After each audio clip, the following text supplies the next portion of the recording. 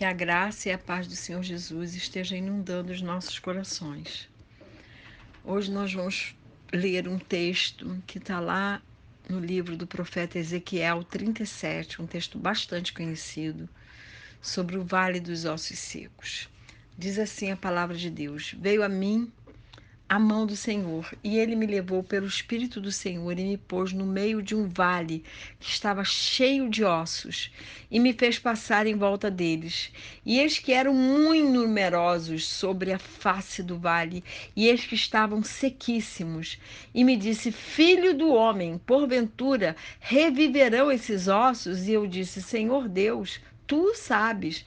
Então me disse: profetiza sobre esses ossos e dize-lhe: ossos secos, ouvi a palavra do Senhor. Assim diz o Senhor Deus a esses ossos: eis que farei entrar em vós o espírito e vivereis. E porei nervos sobre vós e farei crescer carne sobre vós, e sobre vós estenderei pele, e porei em vós o espírito, e vivereis, e sabereis que eu sou o Senhor. Então profetizei como se me deu ordem, e houve um ruído enquanto eu profetizava, um barulho de ossos que batiam contra ossos e se ajuntavam, cada osso ao seu osso. E olhei, e eis que vieram nervos sobre eles, e cresceu a carne, e estendeu-se a pele sobre eles por cima, mas não havia neles espírito. E ele me disse: profetiza ao espírito, profetiza, ó filho do homem, e dize ao espírito: assim diz o Senhor Deus: vem dos quatro ventos, ó Espírito, e assopra sobre esses mortos, para que vivam. E profetizei como ele me deu ordem. Então o Espírito entrou neles, e viveram, e se puseram em pé, um exército grande em extremo. Então me disse: filho do homem, esses ossos são toda a casa de Israel. Eis que dizem: os nossos ossos se secaram, e pereceu a nossa esperança. Estamos todos exterminados. Portanto, profetiza e dize-lhes: assim diz o Senhor Deus: eis que abrirei os vossos sepulcros e vos farei subir das vossas sepulturas, ó povo meu, e vos trarei a terra de Israel, e sabereis que eu sou o Senhor, quando eu abrir os vossos sepulcros e vos fizer subir das vossas sepulturas, ó povo meu, e porei em vós o meu espírito e vivereis, e vos porei na vossa terra, e sabereis que eu, o Senhor, disse isso e o fiz, diz o Senhor. Que o Senhor abençoe a leitura da sua palavra. Queria primeiro chamar a atenção para o versículo 4, que diz, a parte B, né? Ouvir a palavra do Senhor. Creio que a primeira coisa que temos que fazer ao nos depararmos com alguma coisa morta é ouvir a palavra do Senhor. Mas para ouvir, nós temos que nos dispor a ouvir. Nós temos que parar e nos desligar de tudo que nos rodeia. Deus, quando queria falar com o povo, o levava para o deserto, onde não havia nenhum tipo de distração. O próprio Jesus foi levado ao deserto pelo Espírito e ali foi tentado pelo diabo e pôde se preparar para o seu ministério e tudo o que viria sobre ele.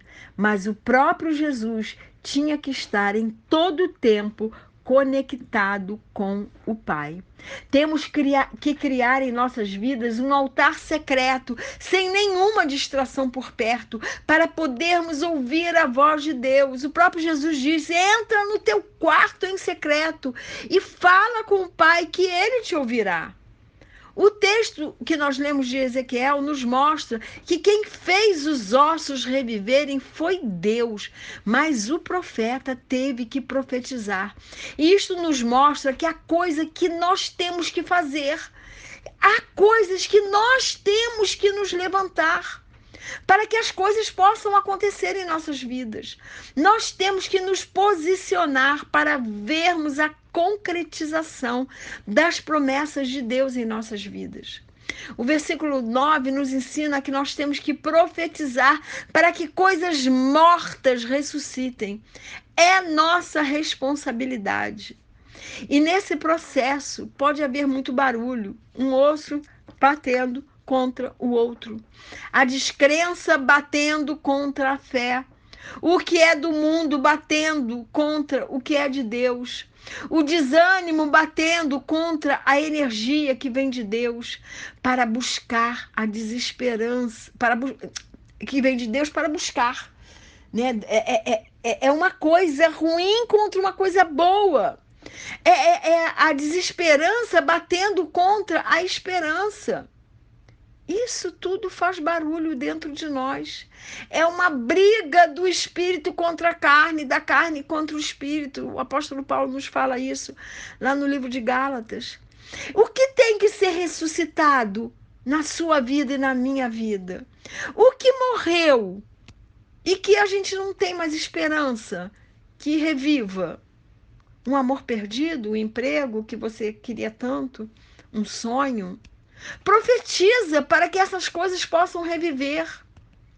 E o seu compromisso com Deus? E o fogo do Espírito Santo em você? E o seu chamado? E a sua fé? Essas coisas também têm que reviver. Muitas vezes estamos cansados da espera e o desânimo vem e nem percebemos. E começamos um processo de desacreditar nas promessas de Deus. Então morre a esperança de ver as promessas concretizadas. Morre o ânimo, morre o desejo de buscar, morre o sonho, morre a fé. E a chama vai se apagando, e nós vamos caminhando para o mundo achando que as coisas e as pessoas do mundo são mais interessantes e nem percebemos que estamos morrendo. Às vezes há traumas, feridas na nossa alma. Às vezes essas feridas são tão antigas que nem mais acreditamos que elas possam ser curadas. Às vezes fomos chamados para uma missão, mas os obstáculos são tão grandes que desistimos. Muitas vezes nosso compromisso com as coisas do mundo são maiores do que o nosso compromisso com Deus e com o chamado que Ele já nos fez. E se Ele já nos fez, não precisa fazer de novo. Nós só temos que obedecer. Deus tem um propósito para a vida de cada um, de cada uma de nós. E a Bíblia diz que nenhum dos planos de Deus pode ser frustrado. Então, os planos de Deus serão estabelecidos a despeito de nós. Mas se nós não cumprirmos o nosso chamado, perderemos a oportunidade e a honra de participarmos desses planos. Em Gênesis 24, a Bíblia nos conta algo muito interessante. O plano de Deus é que Isaac se casasse para que se cumprisse a promessa feita a Abraão, de que sua descendência seria como a areia da praia e como as estrelas do céu. Isaac já tinha 40 anos quando Abraão mandou o seu servo Eliezer para que Eliezer fosse na sua terra buscar a mulher que iria se casar com Isaac. E Deus orientou o seu servo com todos os quesitos que deveriam acontecer. E lá no versículo 8 do Gênesis 24, é dito que se a mulher, Rebeca no caso, não quisesse ir até Isaac, porque Deus dá a todos nós o livre-arbítrio, o criado de Abraão estaria livre do compromisso de levar Rebeca até Isaac. Mas os planos de Deus era que Isaac se casasse e suscitasse descendência. Então, se Rebeca não quisesse se casar com Isaac, não quisesse ir com Eliezer até Isaac, Deus iria levantar outra esposa para ele. Os planos de Deus sempre serão cumpridos, mas cabe a nós querermos estar inserido nesses planos. Os planos de Deus era que o povo dele fosse salvo de Amã. Mas Esther poderia escolher se seria usada para isso ou não. Ela perderia então a honra de fazer parte dos planos de Deus. Então, se os sonhos de Deus para as nossas vidas estão como esse vale de ossos secos, o Senhor está te mandando profetizar sobre eles, para que eles revivam. Cabe a nós profetizarmos vida para tudo o que está morto. Nossas esperanças em vermos nossos amigos ou parentes convertidos ao Senhor, nossas esperanças de sermos curados das nossas feridas, nossos sonhos de casarmos, termos filhos, de termos um bom emprego, de cumprirmos o nosso chamado missionário, enfim, o que está morto e seco na sua vida. O que em sua vida você de tanto esperar já não mais espera. Tome posição agora diante de Deus e profetiza. Se Deus é capaz de fazer ossos sequíssimos se juntarem e terem seus nervos e peles se formando novamente, o que Ele não poderá fazer com o que você acha que está perdido em sua vida? Mas você tem que se posicionar e crer que para Deus nada é difícil e que Ele cumprirá as suas promessas. Vá ao deserto, vá ao seu altar secreto, vá ao seu quarto, tranque a sua porta, sem nenhuma distração por perto, para saber da parte de Deus o que você tem que fazer para que os seus sonhos sejam realizados. Qual é a sua parte? O que te cabe fazer para mover o agir e a mão de Deus? O que tem que ser feito por você para que Deus possa soprar dos 4 cantos o sopro de vida sobre os seus sonhos e planos?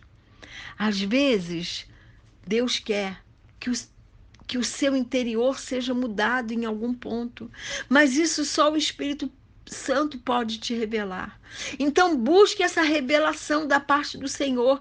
Vá ao lugar secreto, vá ao altar secreto. Só você e o Senhor, sem distrações. Faça como naquela parábola do juiz iníquo de Lucas 18, ou como naquela outra em Lucas 11, do amigo importuno. Ou seja, bata na porta de Deus, bata na porta de Deus, bata na porta de Deus, até que o juiz, deixa eu julgar logo a causa dessa mulher para ela me deixar em paz. Ou então do amigo, deixa eu abrir essa porta e dar o que esse vizinho quer, então, para que eu possa dormir.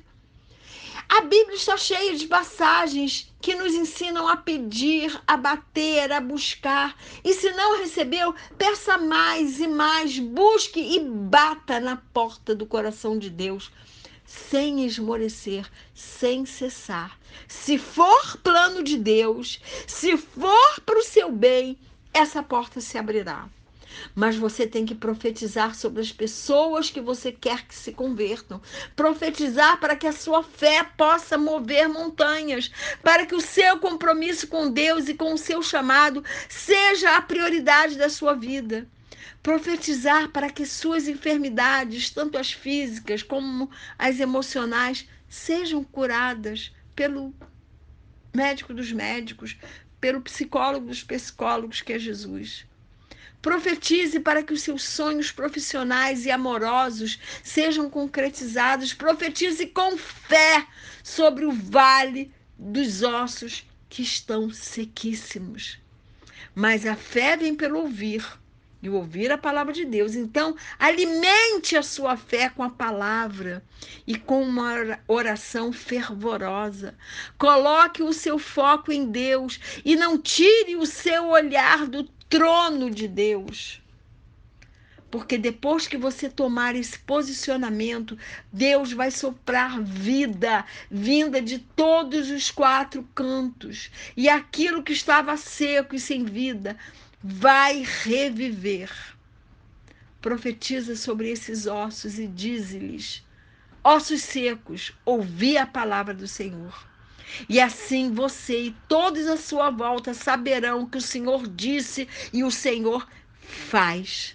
A minha oração por mim e por você é que você tenha fé suficiente para profetizar sobre todos os ossos secos da sua vida. A minha oração por mim é que eu profetize sobre todos os ossos secos da minha vida. E que o Senhor nos abençoe e nos guarde, que Ele faça resplandecer o seu rosto sobre cada um de nós e que Ele tenha misericórdia de nós. Que sobre nós o Senhor levante o seu rosto e nos dê a paz.